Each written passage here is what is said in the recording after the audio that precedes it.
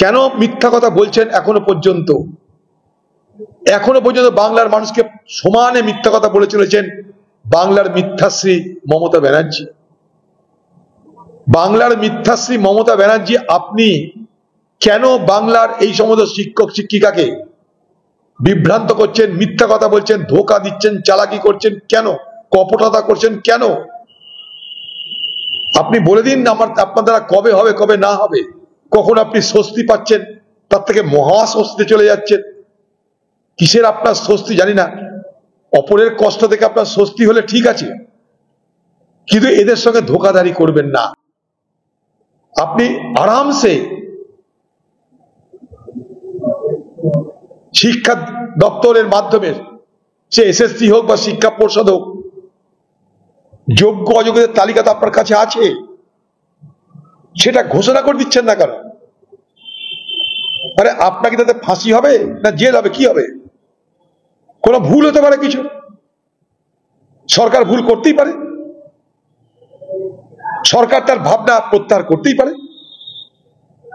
আন্দোলন করে মোদীর কৃষক বিরোধী বিল প্রত্যাহার করা হয়েছে, ওয়াকফের আইনের বিরুদ্ধে আন্দোলন করে সুপ্রিম কোর্টের মাধ্যমে সেই আইনের বলবৎ স্থগিত করা হয়েছে।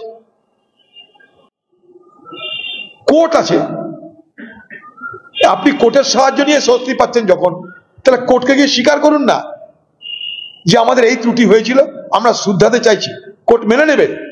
আমি স্থির বিশ্বাস করি ভারতবর্ষের মাননীয় বিচারপতি তারা মানবে।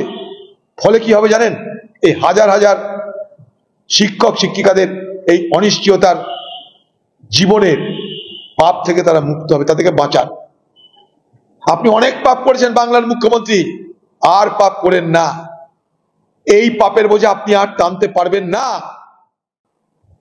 তাই মিথ্যাশ্রী মমতা ব্যানার্জি, আপনাকে বলবো যে এই শিক্ষক শিক্ষিকাদের, এই যে শিক্ষা জগতের আজকে যে ভয়ঙ্কর বিপর্যয় আপনি নামিয়ে এনেছেন শুধুমাত্র দুর্নীতির কারণে, সেই বিপর্যয় থেকে বাংলাকে রক্ষা করুন। একদিকে অশান্তি সংঘর্ষ সারা বাংলা জুড়ে, আরেকদিকে এই শিক্ষা জগতের এই দুরবস্থা, শিক্ষা জগতের এই অনিশ্চয়তা, আমাদের রাজ্যের ভবিষ্যৎ প্রজন্মের কি হবে, এটা কি ভাবনার দায়িত্ব আপনার নয়? আমি আপনাকে বলবো, ভগবান বা আল্লাহ কিছু সময়ের জন্য হলেও আপনার উপরে সঠিক বিচার বুদ্ধি আরোপ করুন। প্রার্থনা করব তাদের কাছে, জানি আপনি তাদেরকেও জয় করে ফেলেছেন। কোথাও মন্দির করবেন, কোথাও মসজিদ করবেন, তাদেরকেও আপনি জয় করার রাস্তা নেমে গেছে। কিন্তু একটা কথা বলবো, reason should prevail upon you.